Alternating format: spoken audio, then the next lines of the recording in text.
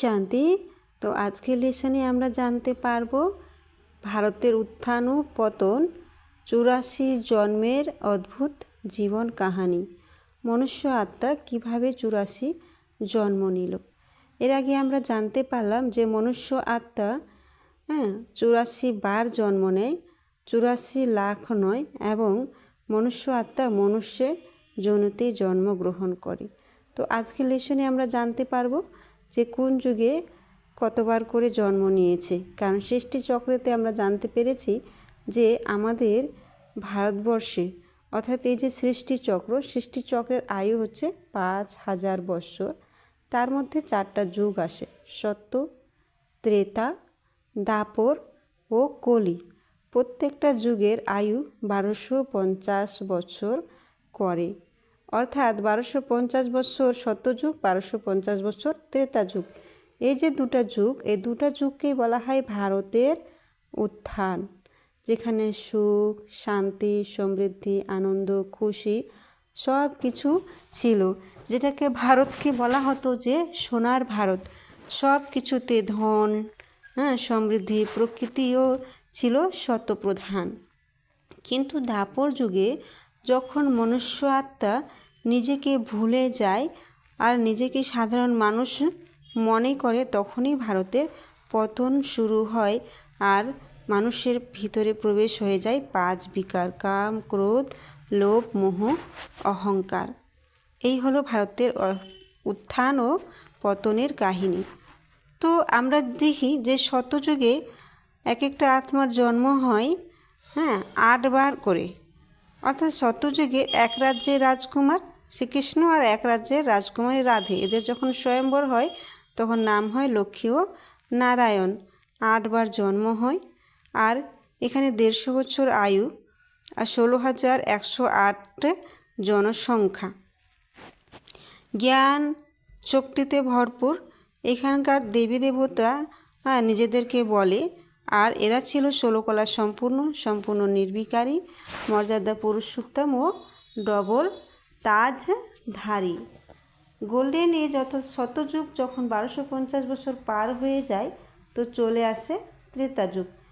শতযুগে যেহেতু শ্রীকৃষ্ণের জন্ম 8 বার, অর্থাৎ শ্রীকৃষ্ণের 8টা মহান জন্মকে মানুষ এখনও জন্মাষ্টমী রূপে পালন করে। এবং শ্রীকৃষ্ণের আত্মা যখন ত্রেতা যুগে রাম হয়ে জন্ম হয়, অর্থাৎ 9ম নাম্বারে, তখন সেটাকে মানুষ এখনও রামনবমী রূপে পালন করা হয়। কিন্তু এইখানেই কলা কমে যায়। 16 কলা ছিল, 2 কলা কমেতে 14 কলা হয়ে যায়।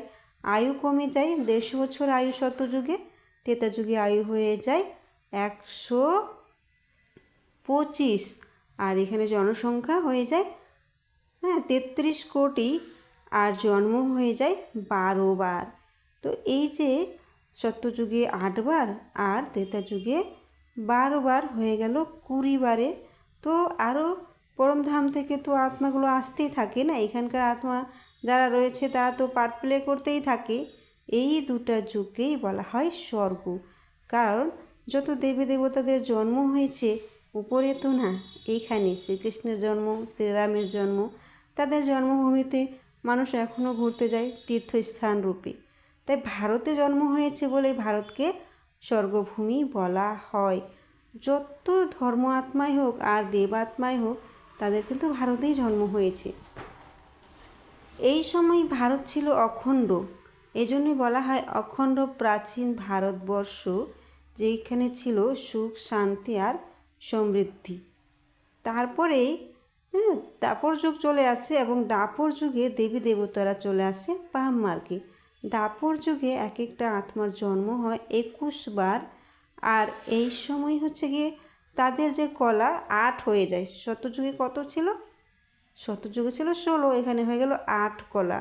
আয়ু 100 বছর, আর জনসংখ্যা অনেক বৃদ্ধি হয়ে যায়। কারণ এই দাপর যুগে তো সব ধর্মের আত্মারা আসে, তো অনেক বেশি জনসংখ্যা হয়ে যায়।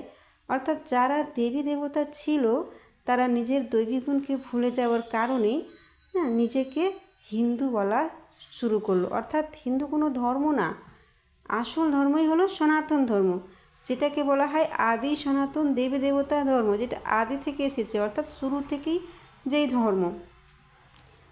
তো সনাতন ধর্মরা নিজেকে হিন্দু বলাতেই তারা তখন কি করলো না, তাদের ভিতরে হিংসা প্রবেশ হয়ে যায়, অর্থাৎ কাম, ক্রোধ, লোভ, মোহ, অহংকার যে আত্মিক স্থিতিতে ছিল, এখানে এসে কি হয়ে গেল, দেহের ভান, অর্থাৎ দেহের প্রতি দৃষ্টি, দেহের সুখেই সুখ। তখন মানুষ দেহের ইচ্ছাতে অনেক কিছু করা শুরু করে। এইখানে নিজের ইচ্ছা পূর্ণ করার জন্য এবং সুখ শান্তি পাওয়ার জন্য ঈশ্বরকে খুঁজতে লাগে। একসময় যে নিজেই দেবী দেবতা ছিল, সে কী করলো, এখানে ঈশ্বরকে খুঁজছে। এবং শ্রীকৃষ্ণের বা রামের আত্মা দাপর যুগে রাজা বিক্রমাদিত্য হয়ে প্রথম সোমনাথের মন্দির স্থাপনা করে এবং সেখানে পুজো করে। তারপরে ধীরে ধীরে ধীরে ধীরে পুজো বাড়তে থাকে শ্রীকৃষ্ণের, শ্রীরামের, নারায়ণের। এভাবে মানুষ যত গিয়ে গুণ শক্তি হারাতে থাকে, ততই পুজো পাঠ করতে থাকে এক দেবী দেবতা ছেড়ে আরেক দেবী দেবতা, আরেক দেবী দেবতা ছেড়ে আরেক দেবী দেবতা। এইভাবে মানুষ আরও পতনের দিকে যেতে থাকে, কারণ সে নিজেকে ভুলে যায় যে আমি একসময় সেই দেবী দেবতা ছিলাম, যাকে আমি মূর্তি রূপে পুজো করছি, জড় মূর্তি অর্থাৎ মাটির মূর্তি তৈরি করি। আর যার কাছে আমি চাইছি সে তো আমি ছিলাম। আর আমরা চাওয়া শুরু করি এইখান থেকে। তারপর যুগেই গিয়ে গীতা শাস্ত্র রচনা করা হয়। আবার গীতা কে রচনা করেছিলেন? বেদব্যাস। এই জন্য বলা হয় যে বেদব্যাস যখন সুন্দর স্বর্গের দৃশ্য দেখছিলেন, তখন তিনি একদিন দেখার পর দ্বিতীয় দিন লিখতে যায় তো দেখতে পায় না, আর দেখতে যায় তো লিখতে পায় না। তখন তিনি গণেশজিকে ডাকেন এবং গণেশজি বলেন যে আমি লিখব, কিন্তু আমি কলম থামাবো না। সেইভাবেই 18 দিনের অধ্যায় লেখানো হয়, যেখানে 700 শ্লোক ছিল। এবং সেই শ্লোকগুলো লিখে গণেশজি চলে যায়, কিন্তু বেদব্যাস যখন সেই শাস্ত্র নিয়ে বসে, তখন সে কোন দিন কী দৃশ্য দেখেছিল বুঝতে না পারায়, আর সংস্কৃতের এক একটা অর্থ গিয়ে এক একটা শব্দের অর্থ 10-10টাও, তাই তিনি সেভাবে শাস্ত্রকে রেখেছেন। এবং পরে সেই মহাভারত বা মহাভারতকে বা গীতাকে যে পড়েছেন, সে তার নিজের মতো করে তার বিস্তার করেছেন। তারপর যুগের পরে চলে আসলো কলিযুগ। এবং কলিযুগ মানে কলা, আত্মা একদম কলাহীন হয়ে গেল। এখানে জন্ম হয়ে গেল 42 বার, আর জনসংখ্যা অনেক বেশি। এখানে হিংসা, লোভ, মোহ বাড়তে শুরু করে। মানুষ যখন তমপ্রধান হতে থাকে, তার গুণ শক্তিকে হারিয়ে ফেলে, তখন গাছ, জল, মাটি, আগুন সব কিছুর পূজা করতে লাগে, কিন্তু আরও পতনের দিকে যায়। এবং ওয়েস্ট অফ মানি, যেরকম West of energy, West of time. কারণ একটা মূর্তিকে যখন তৈরি করার পরে কী করছে, সেখানে তার টাকা লাগাচ্ছে, আবার 2 থেকে 3 দিন পুজো করার পরে সে মূর্তিকে জলে ভাসিয়ে দিচ্ছে, অর্থাৎ সমস্ত টাকাই কিন্তু তার জলে চলে গেল। তো ভগবান বলছেন যে সেই টাকা, সেই মূর্তি না বানিয়ে যদি আমরা গরিব দুঃখীকে খাওয়াই, তাহলে সেইখানে আমরা দুয়া পাবো, তাই না? তো হলো না West of money, West of energy and West of time. তারপরে দ্রৌপদীর মতো কত নারীর বস্ত্রহরণ হচ্ছে, কত নারী আজ নির্যাতিত হচ্ছে, তাই সব নারীরা একসঙ্গে পরমাত্মাকে ডাকছেন। এই জন্য কলিযুগে আয়ু 60 থেকে 70 বৎসর। আর এইভাবে যখন সব ধর্মের আত্মারা একসঙ্গে পরমাত্মাকে আহ্বান করে এবং সবাই যখন ঈশ্বরকে আহ্বান করে, তখন পরমাত্মাকে সৃষ্টিতে আসতে হয়। অর্থাৎ যখন ঈশ্বর পরমধাম থেকে সৃষ্টিতে আসেন 1936-এ, সেই সময়টাকে বলা হয় সঙ্গম যুগ। না শতযুগ, না গিয়ে কলিযুগ, মধ্যকারের অর্থাৎ ভোরবেলার টাইম, যেই সময় এসে ভগবান আমাদের হারিয়ে যাওয়া সমস্ত গুণ শক্তিকে জাগিয়ে তোলে। এবং আমরা যে নিজেকে ভুলে গেছিলাম যে আমি আত্মা, আমরা নিজেকে শরীর ভাবতাম, শরীরের ইচ্ছা পূর্ণ করার জন্য ছুটে বেড়াতাম, আর কখনো খুশি হতে পারতাম না। তখন আমাদেরকে পরমাত্মা জানালো যে তুমি এক আত্মা, চৈতন্য আত্মা, যার মধ্যে সমস্ত গুণ রয়েছে, নিজের ভিতরেই তুমি দেখো। ওই জন্য তো সব ধর্মের আত্মারা বলেছে না, নিজের ভিতরে ঝাঁকিয়ে দেখো সব কিছু সেখানেই খুঁজে পাবে। শান্তি তো নিজের ভিতরেই রয়েছে। ওই জন্য বলা হয় না, যখন জাগবে তখনই সকাল, জব জাগা তব সবেরা, বলে না। নিজেকে জাগৃত করা, অর্থাৎ পরমাত্মা এসে আমাদেরকে জাগালো যে তুমি শরীর আত্মা। আর তুমি কোন আত্মা? এখন বর্তমানে সঙ্গম যুগী শ্রেষ্ঠ ব্রাহ্মণ আত্মা।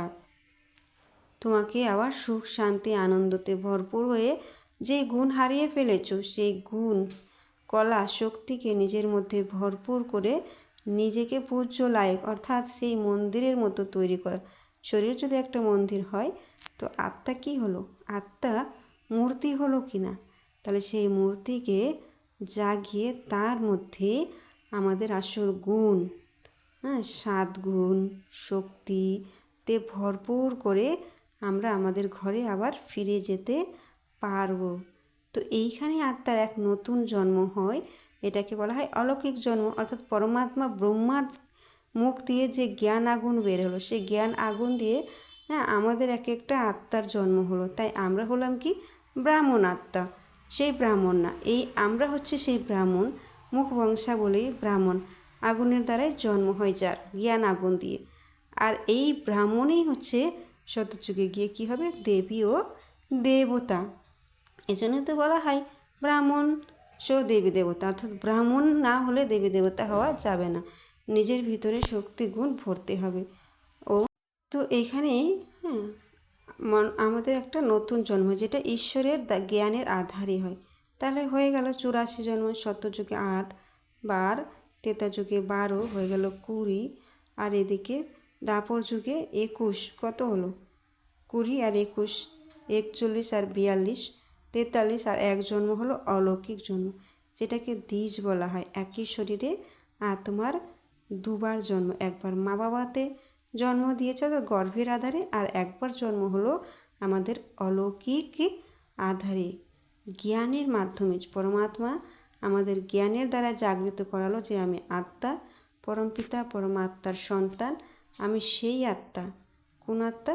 যে আত্মা সত্যযুগে দেবী দেবতা রূপে ছিলাম, আর এখন আমি কলিযুগে নিজেকে সাধারণ মনুষ্য আত্মা বা দুঃখী আত্মা রূপে পেয়েছি।